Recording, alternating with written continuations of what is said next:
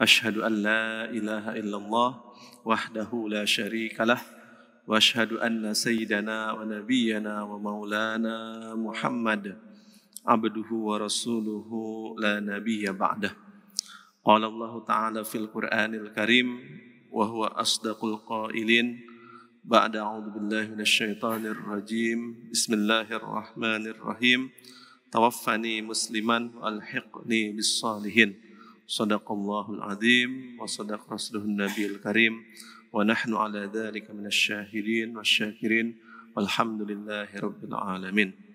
Allahumma ya waliyal Islam massikna bil Islam hatta nalqaka bih.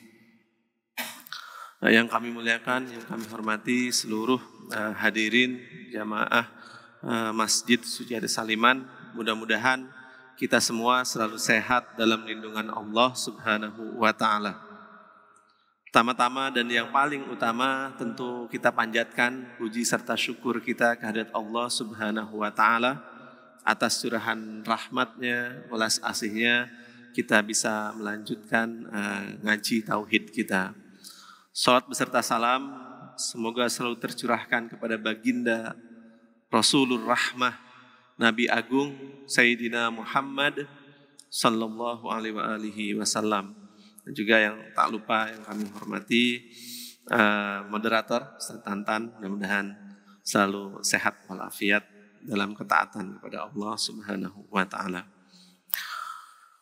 Langsung saja kita ke kitab Al-Aqidah At-Tahawiyah ila hadrat Nabil Mustafa Sayyidina wa Nabiyyana wa Maulana Muhammadin sallallahu alaihi wasallam wa ala alihi wa ashabihi wa azwadihi wa dhurriyyatihi wa ahli baitil kiram wa khususan ila muallifi hadzal kitab Imam Abu Ja'far At-Tahawi nafa'anallahu bihi wa bi ulumihi fi darain. Al-Fatihah. A'udzu billahi minasyaitonir rajim. Bismillahirrahmanirrahim. Iyyaka na'budu wa iyyaka nasta'in. Ihdinas siratal mustaqim. Siratal ladzina an'amta 'alaihim ghairil maghdubi 'alaihim waladdallin. Amin. Baik, melanjutkan perjumpaan kemarin, mereview kemarin kita sudah membahas tentang ahli kabair. Jadi ahli kabair adalah para pendosa, para pelaku dosa besar. Dalam akidah Ahlus Sunnah wal Jamaah, kemarin dosa terbagi berapa? Terbagi dua. Yang pertama dosa apa? Dosa besar. Yang kedua dosa kecil. Dosa besar sudah kita bahas kemarin seperti berzina, membunuh, syirik dan seterusnya. Dosa-dosa kecil ada dosa yang bisa hilang ketika kita melakukan wudu. Itu adalah menurut pendapat Ahlus Sunnah wal Jamaah. Tapi ada golongan yang tidak setuju. Mereka menganggap seluruh dosa itu dosa kecil. Ada kelompok apa namanya, Bapak, Ibu? Kelompok Murji'ah. Murji'ah meyakini tidak ada dosa besar. Apapun maksiatnya, dosa kecil minumannya. Dosa kecil akibatnya. Itu ekstrim. Ada lagi kutub ekstrim lainnya adalah Khawarij yang meyakini seluruh perbuatan maksiat adalah dosa besar. Secara teologis ini juga bermasalah. Jadi orang yang melakukan dosa kecil, maksiat kecil, dia akan tetap dihukumi sebagai kafir, sebagai fasik karena melakukan dosa besar. Apapun maksiatnya. Itu juga berat bagi umat Islam konsekuensinya. Oke, itu adalah yang sudah bahas minggu lalu. Sekarang kita mempelajari, membahas tentang statement Imam Abu Ja'far At-Tahawi berikutnya, yaitu tentang kita makmum atau sholat di belakang orang fasik, orang yang suka melakukan dosa kecil atau juga pernah melakukan dosa besar dan dia tidak bertaubat kepada Allah Subhanahu wa Ta'ala. Ini adalah orang fasik. Mungkin tidak melakukan dosa besar, tapi tiap hari melakukan dosa-dosa kecil. Suka bicaranya bohong. Kadang janji tidak ditepati. Nah, orang-orang yang sering melakukan dosa kecil, maksiat, ya, pernah mencuri dan seterusnya, nyolong sendal di masjid. Nah, ada kadang sering ada ya di masjid itu, masjid suka hilang sendal.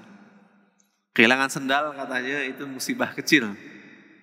Musibah besar adalah sendal kita tak pernah menginjakkan di masjid. Tidak pernah ada sandal kita masuk ke halaman masjid. Dan itu adalah maksiat juga, mencuri sendal. Nah, bagaimana hukumnya? Kata Imam Abu Ja'far At-Tahawi, Imam At-Tahawi, wa naro as-salata khalfa kulli birrin wa fajirin min ahlil kiblati wa alaman mata minhum. Imam Abu Ja'far At-Tahawi sebagai gerbong utama akidah Ahlus Sunnah wal Jamaah pada zamannya, beliau tinggal di Mesir, beliau meyakini bahwa sholat di belakang orang yang fajir, selama dia menghadap kiblat, selama dia ahli kiblat. Ahli kiblat itu apa? Orang yang sholat menghadap kiblat dan dia tidak pernah menyangkal akidah Islam.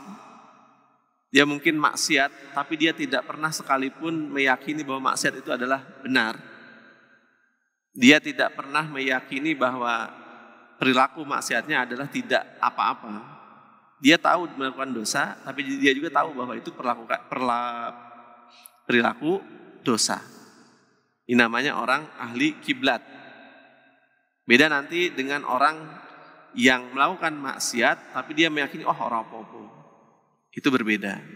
Dia meninggalkan keyakinan bahwa maksiatnya berdampak kepada amalnya.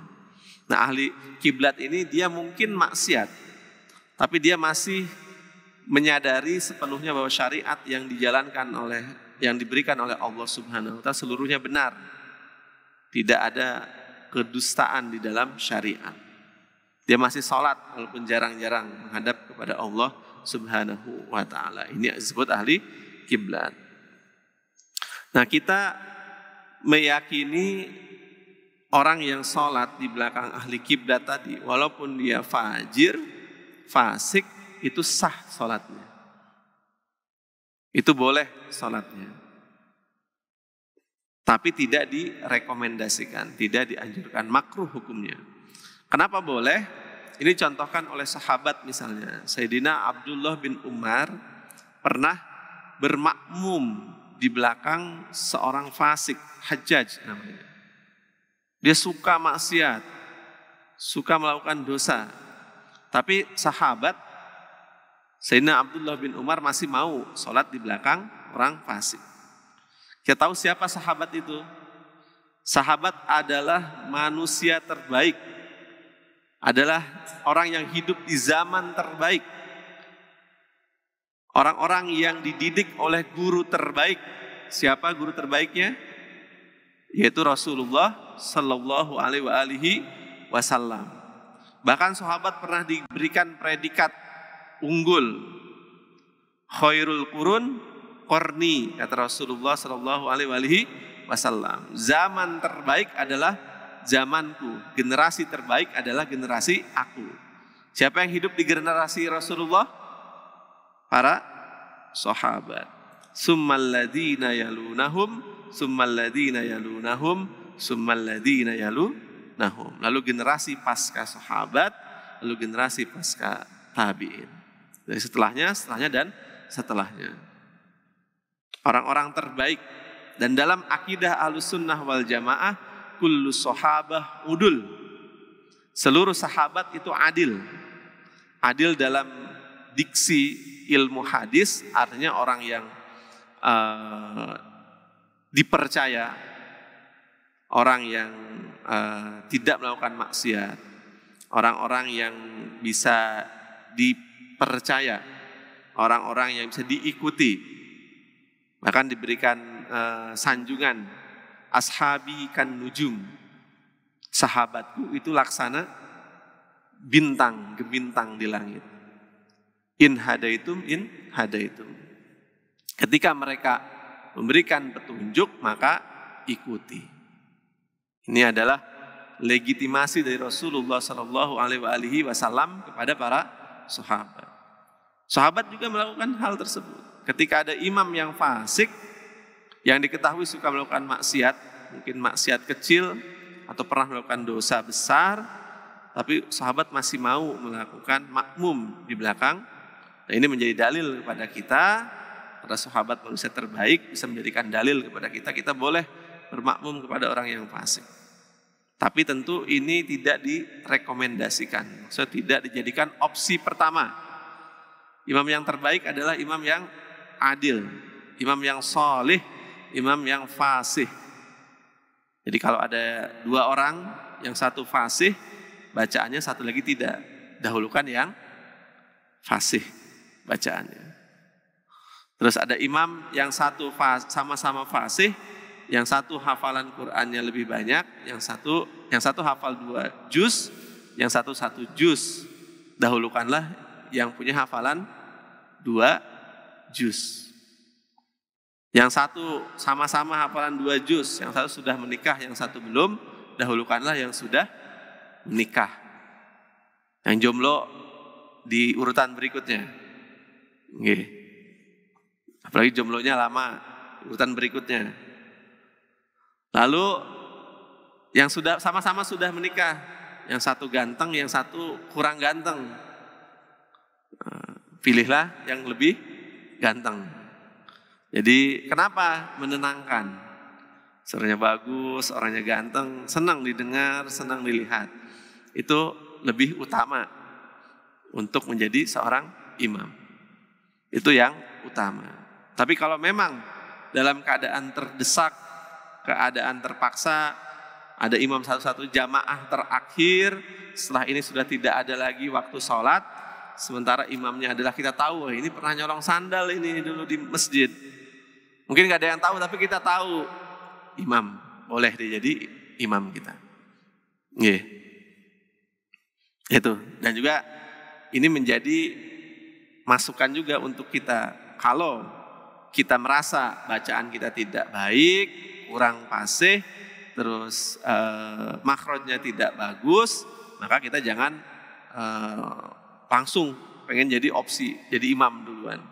Kadang di mall, ada yang suka ke mall, di mall itu kadang imam sholat maghrib bacanya Masya Allah ya. Makhrajnya kadang acak-acakan, tapi sangat pede, sangat pede. Nah kita kalau kita sebaiknya kalau merasa makhrajnya kurang baik, kita tidak langsung menjadi opsi pertama. Bisa jadi ada orang yang lebih bagus dari kita. Tapi kalau semuanya mikir kayak gitu ntar gak jadi jamaah ya. Monggo kira sampai isya gak sholat jamaah. Tapi secara hukum itu boleh. Tapi makruh kalau ada yang lebih baik imam. Jadi imam pilihlah yang terbaik, yang punya kapasitas, punya keilmuan, paham ilmu fikih, bisa baca dengan baik, nyaman didengar, itu adalah opsi utama. Tapi bacaan enak itu bukan satu-satunya syarat. Yang paling penting adalah soleh. Imam itu harus orang yang soleh. Itu adalah opsi pertama kita. Lalu kita sebagai umat Islam juga boleh sholat di belakang orang fasik setelah dia meninggal. Maksudnya apa? Sholat di belakang orang fasik? Menyolatkan. Jadi orang yang fasik, kita tahu dengan pasti dia pernah melakukan maksiat, banyak melakukan maksiat. Pernah juga melakukan dosa besar, mabuk misalnya.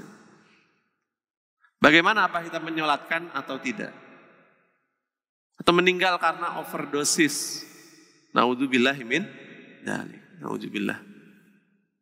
Tahu kita meninggalnya karena overdosis. Apakah kita tinggalkan jenazahnya atau kita boleh mensolatkan? Dalam akidah Ahlus Sunnah wal Jamaah, dan perspektif daripada Imam Abu Ja'far At-Tahawi dalam kitab Aqidah Tahawiyah, kita boleh mensolatkan orang-orang yang jelas fasik. Kenapa? Ini sebagai hakul adami kita, hak sesama manusia. Sama manusia. Boleh kita solatkan. Kalau tidak ada satu pun yang mensolatkan, hukumnya mensolatkan jenazah itu apa? Fardu kifayah. Walaupun kalau ada satu orang di satu kampung itu mensolatkan, cukup sudah kefarduannya, kewajibannya. Tapi kalau tidak ada satu pun yang menyolatkan jenazah tersebut, maka satu kampung itu dosa. Maka sebagai bemper hukumnya dibuatlah bahwa orang yang fajir, yang fasik, kalau sudah meninggal kita boleh mensolatkan. Walaupun ada pendapat yang mengharamkan orang yang maksiat meninggal karena overdosis, karena dosa-dosa besar, itu nggak perlu disolatkan. Kubur aja seperti hewan yang mati. Tapi kita tidak berpendapat seperti itu. Kita masih menghormati dia sebagai manusia. Kita menghormati dia sebagai manusia. Bani Adam, anak cucu Adam, dan harus kita hormati. Kita hormati dia sebagai manusia. Dan secara hukum itu boleh mensolatkan.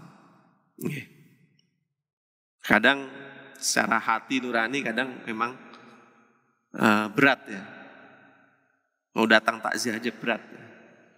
Berat ketika orang tersebut kita nyaris sangat tahu bahwa dia melakukan dosa, maksiat.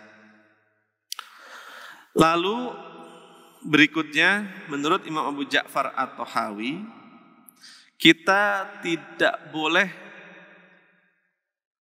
mendikte atau menyatakan dengan pasti bahwa seseorang itu pasti masuk surga ataupun pasti masuk neraka. Kita melihat amalan dunianya, setiap hari ini ke masjid nggak pernah, ke diskotik hampir tiap malam. Tapi kita tidak boleh mengatakan ini pasti masuk neraka. Kenapa? Karena surga dan neraka murni hak prerogatifnya Allah Subhanahu wa ta'ala. Betul, segala amal soleh pasti diganjar oleh Allah Subhanahu wa ta'ala. Segala amal kefasikan, maksiatan pasti disiksa oleh Allah Subhanahu wa ta'ala.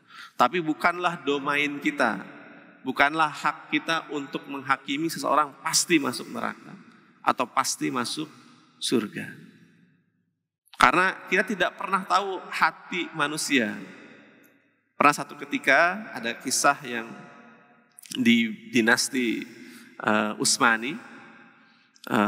Utsmani salah satu khilafah Islamiyah terlama ya, hampir 800 tahun. Di pusatnya ada di Konstantinopel saat itu. Terus diganti nama menjadi Istanbul. Sekarang menjadi negara Turki. Khilafah Turki Utsmani ini konon pernah satu masa ada orang yang setiap malam hobinya ke rumah bordir, ke rumah tempat pelacuran. Setiap malam. Dan hobinya memborong adalah minuman khamr, minuman keras. Setiap malam. Setiap malam ba'da maghrib dia pergi ke tempat rumah pelacuran. Terus dia booking satu perempuan. Terus dia beli juga minum khamr. Itu di dalam kamar itu dia tidur, dia berzikir. Terus si perempuan itu dibiarkan istirahat dan air khamrnya dia buang.